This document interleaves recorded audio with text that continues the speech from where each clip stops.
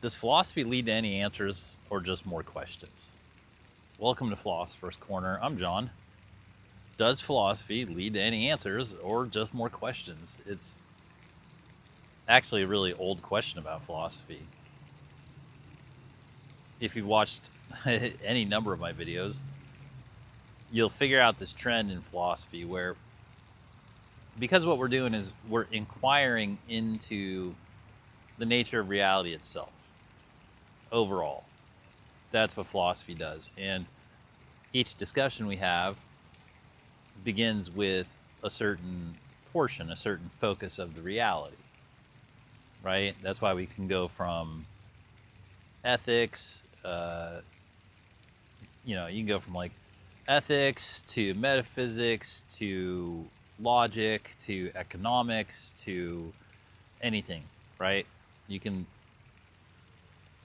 take any part of the reality and we can inquire into it, because that's the approach of this discipline. The approach is that we're bringing a subject to us and we want to know more. In fact, it's not that necessarily we want to know more, because as we talked about in knowledge are their information packets, right? But the idea is that if information is a piece of a jigsaw puzzle and one topic is one particular piece of a jigsaw puzzle, like what is economics, or what is truth, or what are morals, and so you inquire about each of those questions until you get to a place of understanding about each one of them, and then you end up with a whole table full of pieces. And once you do it long enough and you've covered enough subjects, then you can put the big picture together. That's sort of the journey of philosophy. Is you learn how to think, you learn how to query, you learn how to do independent analysis, and then at some point you've done enough independent analysis of enough different topics that you can put the big picture together. Now, up until that point, there's a lot of questioning going on, and it's a repetitive analytical process.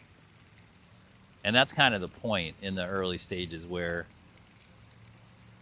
you get comfortable with the process, with coming up with a question and then bringing the subject into the focus of your attention, and then your process for analyzing that subject to a satisfactory degree, which many times will lead to an answer. I mean, the other question is, do all questions have answers?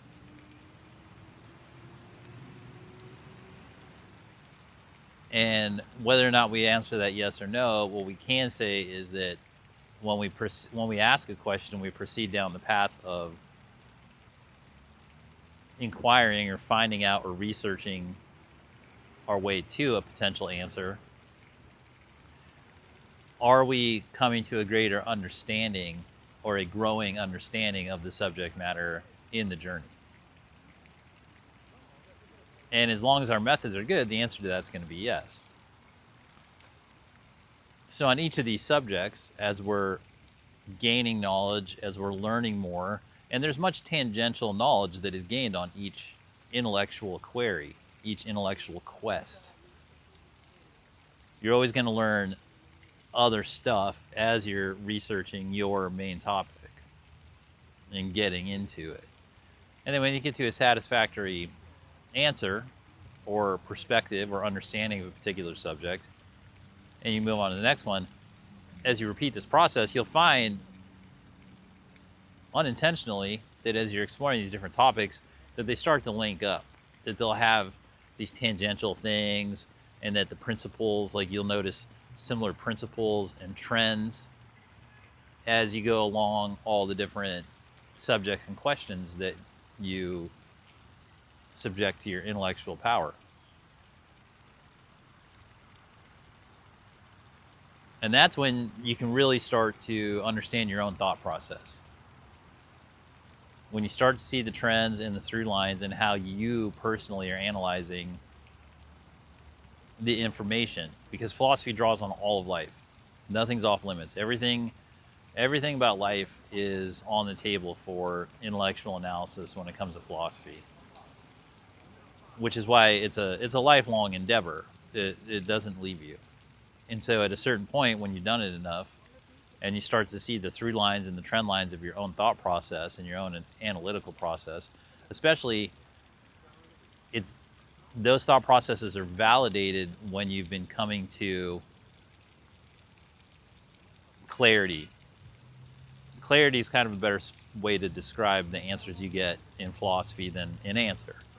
Because when typically you say an answer in an intellectual field, what you're really saying is like a math test. Like, oh, is there a final number that I can put and this satisfies this particular equation, right?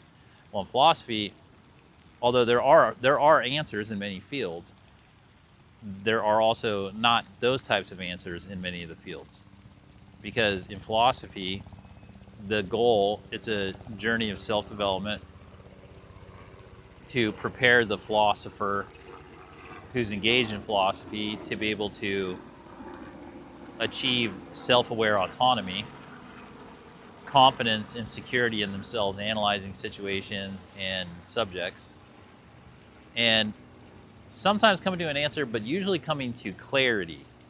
Clarity is really more what if there were like an overall like final goal of the philosophical journey, it's to get to a point where your perspective has achieved clarity. Because when we go through life, the topics are not they're not neatly parsed out. They're not neatly just one thing. When you look at a situation, there could be, more often than not, there's like 50 or 100 different things going on philosophically in a situation, depending on how you look at it. Life is like a diamond where you spin it and it's got all the different facets, and depending on how you look into it, it depends on which facet you're looking into it. So you could walk into a moment and philosophically there could be 100 different things going on or more, depending on how you look at it. And so walking in thinking, oh, I need to see an answer in this situation is not helpful. In fact, it's counterproductive in those moments most of the time. The productive perspective that philosophy produces for us is to walk into a room and have clarity, and to just be able to observe truthfully as you can what's occurring to the best of the information available, and to be at peace with it, and to be able to observe it in a contented state, basically Zen. And then as those specific things come up, yeah, you may have answers for things. Like you could walk into a room and it's a dinner party and there's a million things going on and you're just enjoying it and you're seeing it for what it is, and you're seeing certain groups do things and groups do that and this and that, and there's action over there, and then somebody, they come up and they're like, hey, hey, John, we know you're a philosopher. We have a question about time. And then you can talk about time, right? And you kind of have an answer for them, and it makes the thing go. And then you go back, and if you need to, when you're a philosopher, when the specifics come up, most of the time people will bring them to you.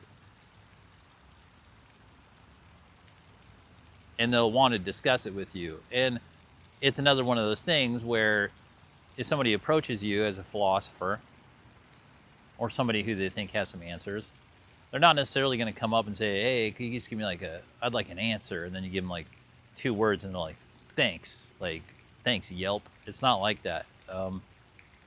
Because really what people are saying when they want to have a philosophical discussion with you, or they bring up a philosophical question, is for sure they're saying they want to know more about the topic, and they may even have an essential need to know more about the topic. But what they're really, really communicating to you is, I, as a fellow human, have a need to have a deep conversation about this with someone else. And I feel like you're qualified for me to have a deeply intellectual conversation because it validates me as a human being, and it's part of my design to be able to share this perspective journey with other people.